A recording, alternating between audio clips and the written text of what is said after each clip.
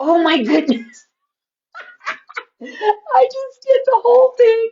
And I didn't hit record. I didn't hit live. What an idiot. And so it's not 7 o'clock anymore. It's like 7:15. It is 7:15 on a Tuesday night. And where else would I be but here with you and actually being live? That's pretty cool.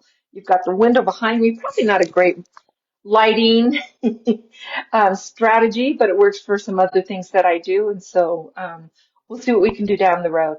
The headquarters, hey, Nephi, headquarters is just kind of starting to come together, and I have a few more things I need to get up and away. I've got some soundproofing going on, and so this is great. Before we get started, I want to remind you guys or tell you guys that I have a new, I don't know, it's not, we're in the process of publishing it, but you're going to get the first things if you do this. So it's called Living in Kindness, and it is a workbook and a journal with a lot of ideas. So we cover 5 different areas of kindness. So kindness to yourself, kindness in your family, kindness in your neighborhood, your community, and then kindness online and in your socials. And we have all these ways, 10 different ways that you can start out your project. But I hope, my hope is that you will go beyond that and have your, I know the window makes me glow. I know, I'm just angelic today. Anyway, if I stand on my heels, then it works better. But then that gets tiring on my toes. Anyway, um, I want you to think of your own ideas, and then as you do them, post about them. You can post them here on this page with the Imperfect Heroes podcast. I also have a Facebook page called Little Hearts Academy. You can post there, and I'm on Instagram with both Imperfect Heroes podcast and Little Hearts Academy. And so there's lots of places for you to post and inspire other people. Well, how do I get this amazing book? Well, let me tell you, you can get a digital copy if you go to my podcast, and it's www.imperfectheroespodcast.com, and then just leave a rating and review, 5 stars, please, on the podcast. And then there's a thing on the website that just says like contact me, where you can contact me, or you can contact me through the Facebook page. Let me know that you did it, and I will send you a digital copy of Living in Kindness. And so I hope you'll take advantage of that and have some fun and make the world just a little bit of a better place. So, okay, my toes can't take it anymore. Maybe if I do that. All right. Anyway, um, our topic today is, I know, wah wah, finances. But think of it, finances cause so much stress in a marriage and in a family between parents and kids. And there are things that we want to do for our kids, and we feel guilty if we can't afford it, if we don't have the money. And there are things that we do to make sure that we can afford it, but do they really need that, right? Well, my guest this week, it's episode 95, it's called, it seems like money, money, money all the time, and doesn't it? Especially when you have kids. Woohoo! So every time you turn around, it seems like you have to give out cash for this or that. And so Debbie Essling, my guest, is a financial advisor. And the really cool thing is she's not going to charge you for her services. If you use some of the things that she recommends, they'll pay her. But she'll work with you either way.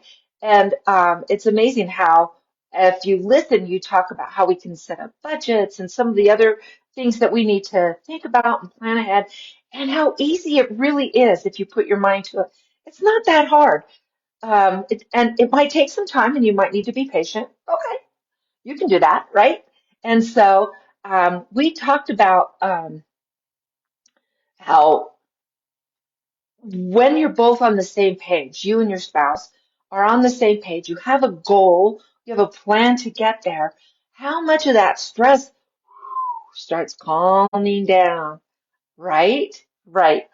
And so here's something, a little tidbit that wasn't in the podcast, but I'd love to share it with you, is that very often we feel pressured, whether by society or by our friends or our family or the school or church or whatever, that you have to buy this, this, and this. Oh, I have to participate in that, that, and that.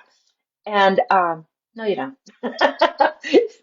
And the truth is, our kids really, they don't even need half of what we give them. We tend to overindulge our children.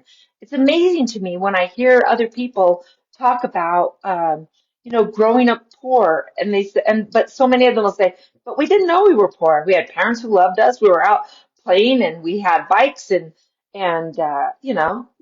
like Sandlot Kids, right? You know the movie, and they just made friends and went. And this was just how you lived." And it wasn't going to all these big concerts and having these, huge vacations and all of that. You might hear my dog barking, so sorry. And so, I think that it's really not a bad thing to sometimes say, no, we can't do that. So here's something that happened when I lived in Las Vegas we lived there for 20 years. For 16 years, I was a parenting facilitator for the Division of Family and Youth Services. And I taught these classes all over. And anyway, I was working in one class and I had a dad, and this was the first one. It was a 6-week class, and they came for like an hour and a half, 3 hours, depending on what the class was. Sorry about the dog. And he mentioned, we talked about things that we worried about, as you're getting to know everybody. And the thing that he brought up was that he had a son who was like 8 or 9 years old that really wanted to play baseball, and um, he didn't have the money to get him on a team. It was really expensive, and now it's even more expensive. I've got to tell you, it's insane.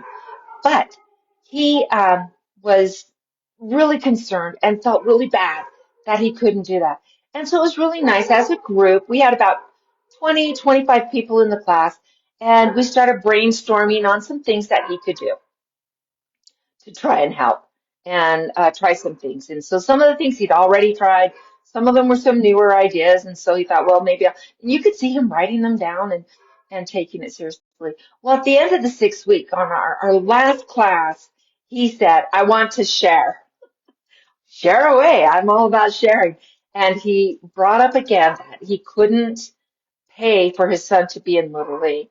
So what they decided to do was that uh, he could teach his son baseball. And so he had some knowledge, he had played as a kid. He loved baseball. He knew a lot of the strategies and stuff and followed the game.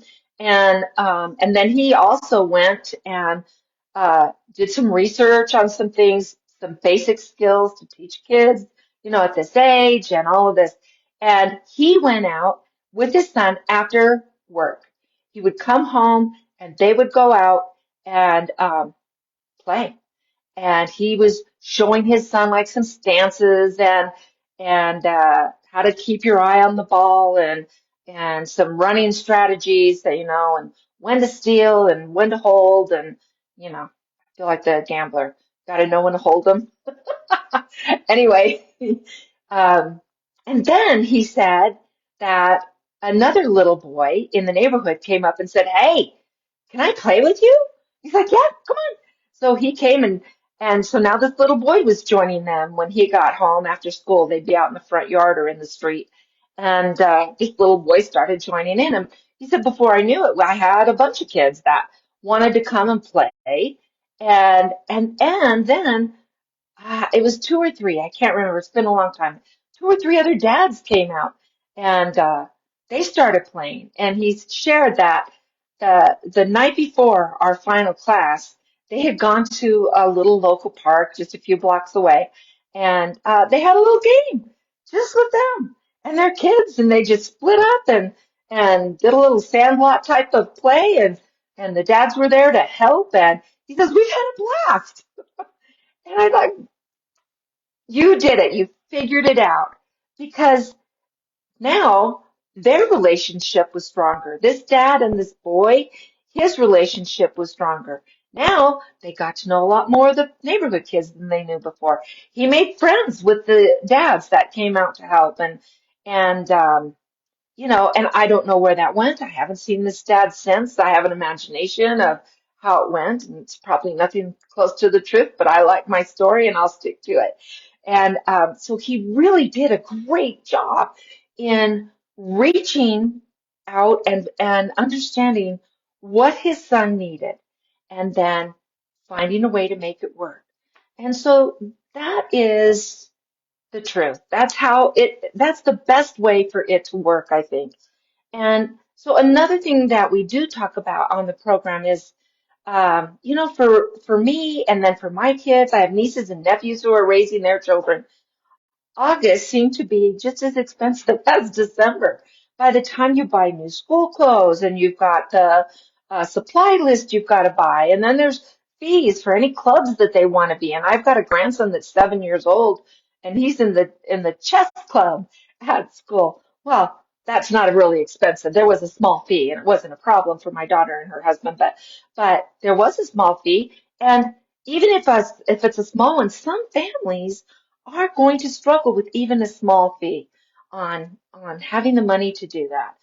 And so Debbie and I came up with some strategies that we share on the podcast of how to plan for that, how to plan for, heaven forbid, what if someone falls and breaks an arm, or they get really sick and they need to see the doctor, or what if there's a death in the family and you've got to travel to go to the funeral of, a dear family member, and you've got to make it happen. So there are so many things that come up, and Debbie and I talk about a ton of different strategies that you can use as you're trying to navigate all of this and how it goes. So I hope you listen. It's episode 95. We're getting close to that 100, and it's sometimes it seems like, or no, it seems like money, money, money all the time. And so I hope that you'll listen to it. I hope that you leave us a rating and review. And then please tell your friends about us and about the podcast. That would be such a big help. And if you're interested in talking to me further, and I always do 1 hour, well, 50 minutes, it's not a full hour, but 50 minutes of talking to you and getting to know your family and what's going on. And then I can come up with a program that's specifically designed just for you and your family and your situation. And we can help you through. So we can do that through group coaching. We can do that through individual one-on-one coaching. And there are some other options that are available as well. So if you're interested in that, just go. We have a brand new website. It's still being worked on. It's still a little raw, but go ahead and check out the website. It's still www.littleheartsacademyusa.com. You can go to the podcast from there. You can contact me from there.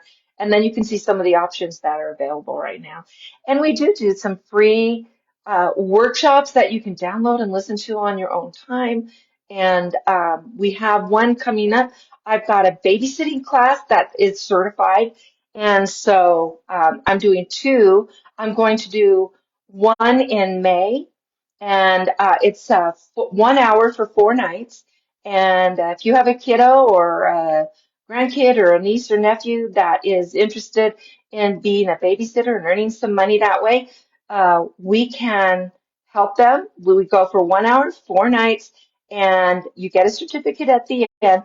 And here's something that's different about this class that we don't often see in other classes is we come to it from an entrepreneurial um, outlook so that they can learn about money and about starting a business and how do you get referrals? Where do you look for leads and customers and all of those things. And so every lesson contains a little piece of entrepreneurship as well. We talk about safety and we talk about what to do if things go wrong, like the power goes out or, you know, there's a police action on the street while your kid's babysitting. How do you make all of that happen and they'll know what to do in those situations? We talk about um, child development and so what to expect at certain ages. And so we have four sections, one, so we'll cover one with each class. And so if you do it through Little Hearts Academy, it's going to be about $45. And I'm also doing it for it's a great group. It's called Council Academy, and they are a learning support group out of back east, and we've connected. And so I'm going to do this program through them as well in June, and that's it'll be $90 there. So either way, whatever works out best for your family, let me know if you're interested, and I'll get all of the information to you. And my assistant is off on a family emergency, and so we will get this program up on the website as soon as she gets back. So please join me at the podcast. And thank you for being here, Nifa. I really appreciate you. And until next week, let's find joy in parenting. Bye, guys.